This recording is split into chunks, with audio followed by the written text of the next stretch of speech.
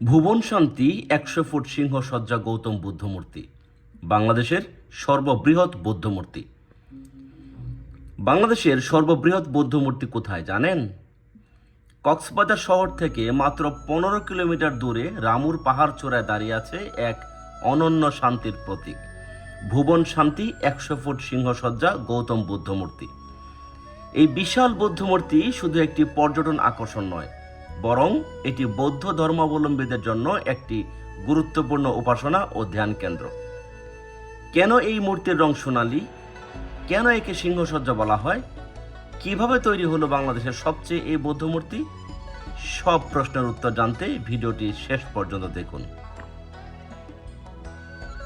Hello, আসসালামু আলাইকুম।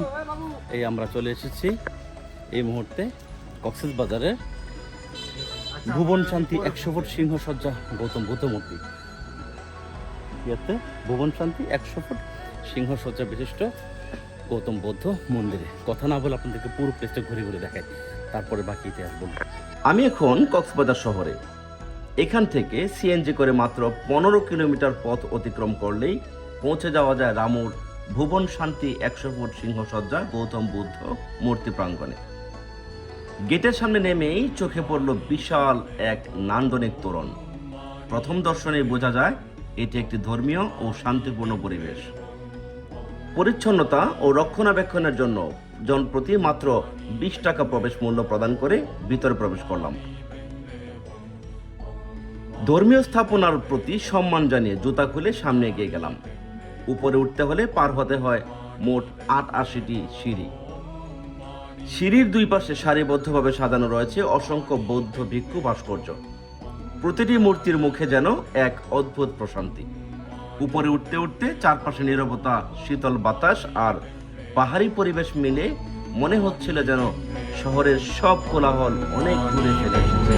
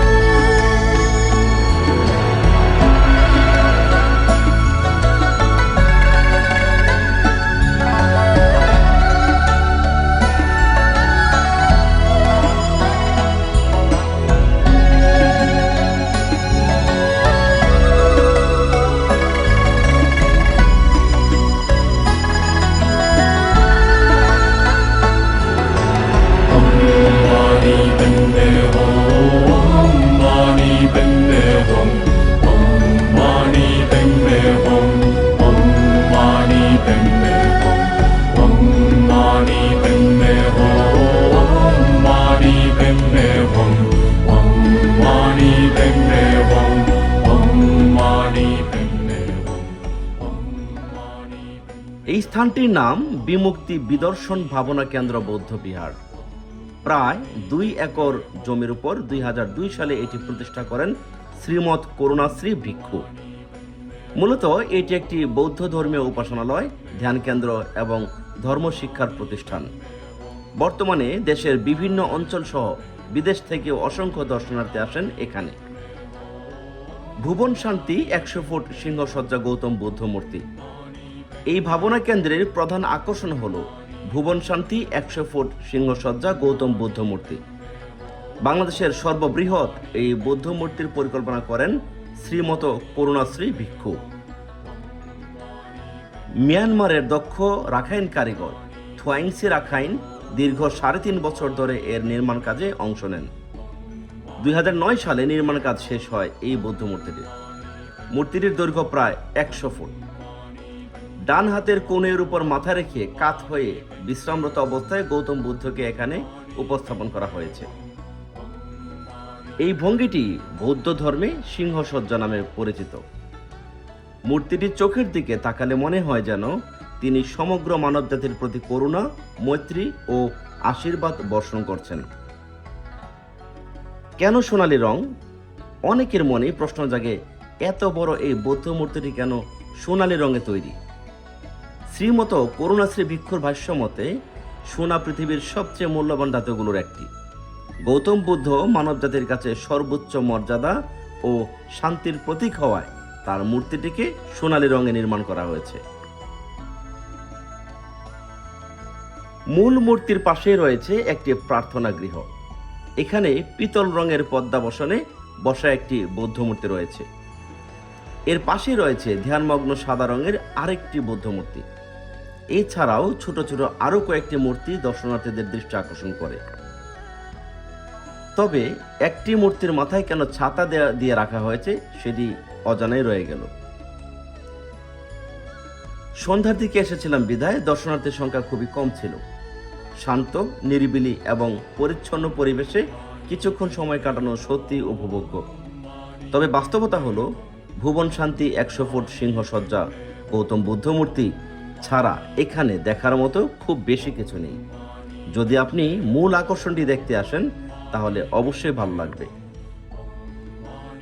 এই বিশাল বৌদ্ধ মূর্তি দেখতে নিয়মিত আসেন শ্রীলঙ্কা, মিয়ানমার, থাইল্যান্ড, জাপান, চীন, নেপাল, ভুটান, ভিয়েতনাম ও কম্বোডিয়া সহ বিভিন্ন দেশের বৌদ্ধ ধর্মাবলম্বীরা। এটি শুধু বাংলাদেশের নয়, আন্তর্জাতিক পর্যায়েও এটি গুরুত্বপূর্ণ ধর্মীয় দর্শনীয় স্থান হিসেবে পরিচিত। রামুতে 2012 সালের 29 সেপ্টেম্বর কাল রাতে ঘটে যায় এক ধ্বংসযজ্ঞ। যে ধ্বংসযজ্ঞে পুড়ে ছাই হয়ে যায় রামুর প্রাচীন ইতিহাসের সাক্ষী 12টি নিদর্শন। পুড়ে যায় মহামূল্যবান বুদ্ধের ধাতু, তালপাতার উপর বিভিন্ন ভাষায় লেখা ত্রিপিটক, অনেকগুলো বুদ্ধ মূর্তি সহ প্রাচীন প্রত্নতাত্ত্বিক নিদর্শন সহ হাজার বছরের গর্ভের ধন সম্প্রীতি। পরবর্তীতে সরকারি সহায়তায় ক্ষতিগ্রস্ত অনেক স্থাপনার মতো এই ভাবনা কেন্দ্র পুনর্নির্মাণ ও সংস্কার করা হয়। আজকের এই সুন্দর পরিবেশ তাই শুধু একটি ধর্মীয় কেন্দ্র নয়, সম্প্রীতি ও পুনর্জাগরণেরও প্রতীক। তোমার নাম কি জানো বলছিল? পরম পরম চিন্তা। এদিকে শোনো, এদিকে শোনো। তুমি শোনো, তুমি লেখাপড়া করো? তোমার মামা আমেরিকা থাকে? তোমার বাবা কি করে? সোনার দোকানে কাজ করে। সোনার দোকানে কাজ করে? হ্যাঁ। গুড। তুমি আমার জন্য দোয়া করবো, আমি তোমার জন্য দোয়া করবো। সুন্দর। ঠিক আছে? দেখতে আসো, দেখতে আসো। তো এই ছিল আমাদের বুদ্ধের প্রতি আমাদের শ্রদ্ধা প্রদর্শন, গৌতম বুদ্ধের ইয়ে নিয়ে, গৌতম বুদ্ধের প্রতি আমাদের সম্মান জানিয়ে আজকের মতো এই ভিডিও এখানে শেষ করছি। রামুর সবচেয়ে বড় বৌদ্ধ মন্দির 100 ফিট। যতটুকু জানি এটা মিয়ানমার সরকার থেকে উপহার দেওয়া হয়েছিল। এখানে এই এই 100 ফিট বৌদ্ধ মন্দিরটি আপনাদেরকে ঘুরে ঘুরে দেখালাম। আশা করি ভিডিওটি ভালো লেগেছে। যদি ভালো লেগে থাকে একটা লাইক দিবেন, যদি কোনো মতামত থেকে কমেন্ট বক্সে জানাবেন, আর যদি চ্যানেলটিকে সাবস্ক্রাইব করতে চান সাবস্ক্রাইব করবেন, যদি সাপোর্ট করবেন। আমার কাছে ভুবন শান্তি 100 ফুট সিংহসজ্জা গৌতম বুদ্ধ মূর্তি ভ্রমণের সবচেয়ে ভালো দিক ছিল এখানকার নীরবতা, পরিচ্ছন্নতা এবং পাহাড়ের উপরের শান্ত পরিবেশ। আপনি যদি কক্সবাজার ভ্রমণে আসেন তাহলে মাত্র অল্প সময় ব্যয় করে এই স্থানটি সহজেই ঘুরে দেখতে পারেন। বিশেষ করে যারা ইতিহাস, ধর্মীয় স্থাপনা কিংবা ভিন্নধর্মী পর্যটন স্থান ঘুরে দেখতে ভালোবাসেন, তাদের জন্য এটি অবশ্যই একটি সুন্দর গন্তব্য।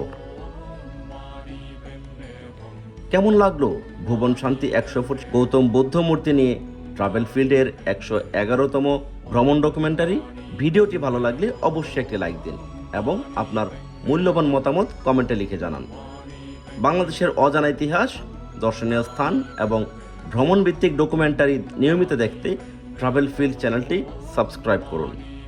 এছাড়াও আমাদের ফেসবুক ও টিকটকে গিয়ে ট্রাভেল ফিল্ড লিখে সার্চ করলে সেখানেও আমাদেরকে খুঁজে পাবেন। নতুন কোনো গন্তব্য, নতুন কোনো গল্প এবং নতুন একটি ডকুমেন্টারি নিয়ে আবারও হাজির হব। সে পর্যন্ত সবাই ভালো থাকবেন। আল্লাহ হাফেজ। আসসালামু আলাইকুম।